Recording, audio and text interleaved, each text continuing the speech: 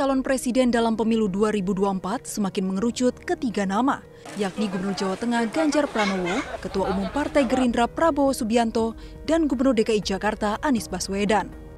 Hasil survei elektabilitas yang dilakukan Poltreking Indonesia menunjukkan baik Ganjar, Prabowo maupun Anies memiliki modal elektabilitas yang kuat untuk diusung dalam Pilpres 2024. Berdasarkan simulasi pertanyaan terbuka, elektabilitas Ganjar Pranowo adalah yang teratas dengan elektabilitas 18,2%. Disusul Prabowo Subianto dengan 17,1% dan Anies Baswedan 10,2%.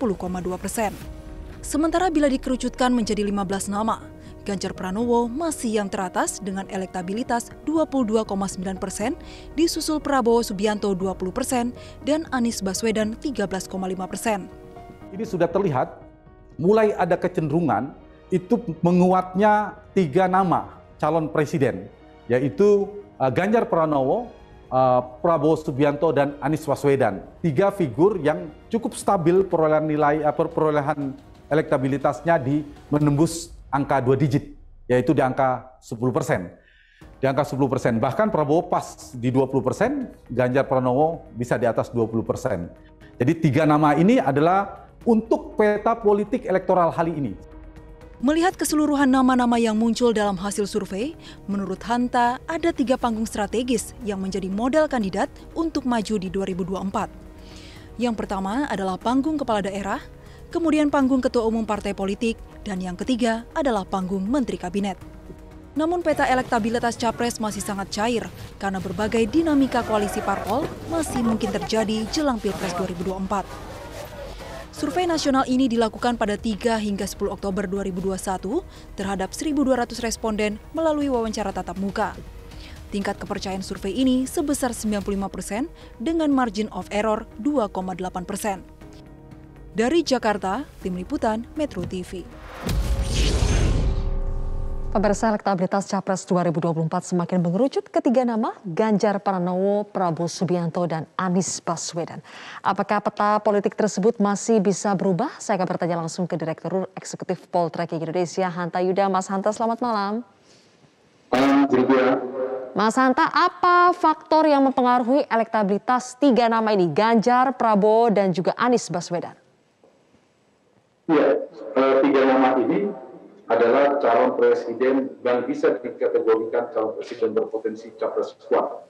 Dan dengan indikator paling sederhana, mereka memperoleh perolehan suara 2 digit. Ada panggung strategis tadi yang seperti saya sampaikan di prolog TV tadi. Mengapa mereka punya panggung strategis, terutama kalau Prabowo, saya mulai dari Prabowo dulu, karena Pak Prabowo ini adalah mantan calon presiden, jadi popularitasnya sangat tinggi, wajar memiliki elektabilitas 20%. Kalau tokoh mainnya sekitar 17%. Itu sebenarnya terbilang tidak tinggi dibandingkan dengan perolehan suara Prabowo di 2019. Nah, yang menarik ada 2 nama lain, yaitu Ganjar Pranowo dan Anies Baswedan. Mereka dari 3 jalur tadi, menteri, kemudian ketua umum partai, dan gubernur, terutama Gubernur Pulau Jawa.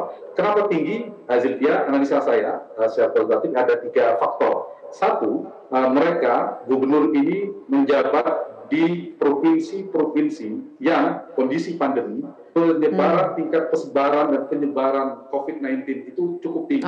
Sehingga peliputan medianya juga tinggi, menyebabkan panggung mereka itu menjadi strategis. Yang kedua, mereka adalah gubernur provinsi-provinsi besar. Jadi selain Ganjar, ada Anies, kemudian sebenarnya ada Ridwan Kamil dan Khofifah, punya potensi yang sama memanfaatkan panggung politik yang atraktif sebagai gubernur di Pulau Jawa dengan jumlah pemilih pelumbung suara yang sangat besar. Itu bahkan ada yang lebih dari 30 juta pemilih. Itu menyebabkan faktor kedua mereka strategis karena berada di lumbung-lumbung suara elektoral kita.